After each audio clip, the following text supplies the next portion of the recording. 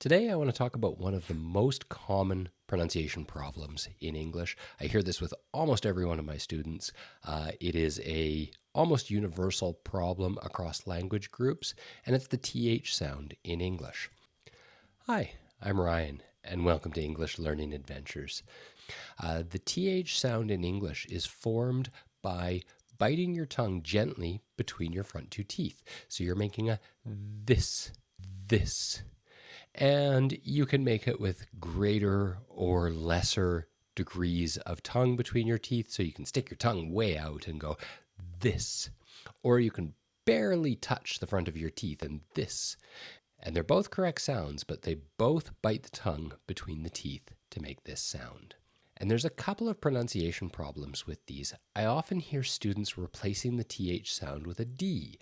And that D sound is formed by placing the tip of your tongue at the roof of your mouth. And so you get a dis. And the other common one I hear is a Z sound, zis.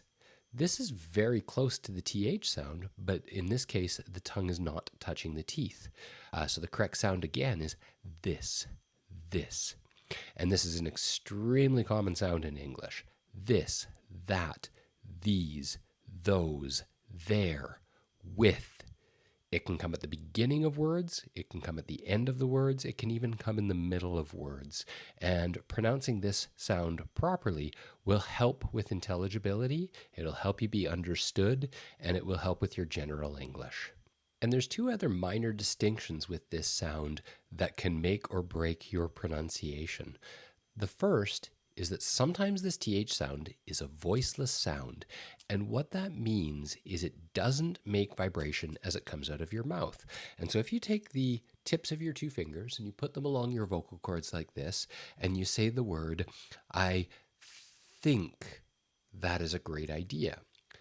That TH is a voiceless sound. There is no vibration coming from your vocal cords.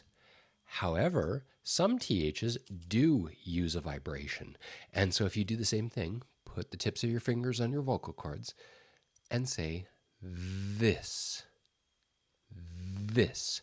This time there is vibration in the vocal cords and it is a voiced sound. And so you get two separate sounds with this one. You get a think, no vibration, think, and you get a this. Vibration, this, voiced versus voiceless sounds. And you have to be aware of that as well with these ones because it's a very subtle distinction. But if you want to have nearly perfect pronunciation, you need to be making this distinction with these two sounds. One of the things you can do is train your brain to feel where these sounds are coming from. So I already mentioned that these sounds are formed by placing your tongue between your teeth. Feel that when you're speaking and say things like this. This is a very nice cat, for example.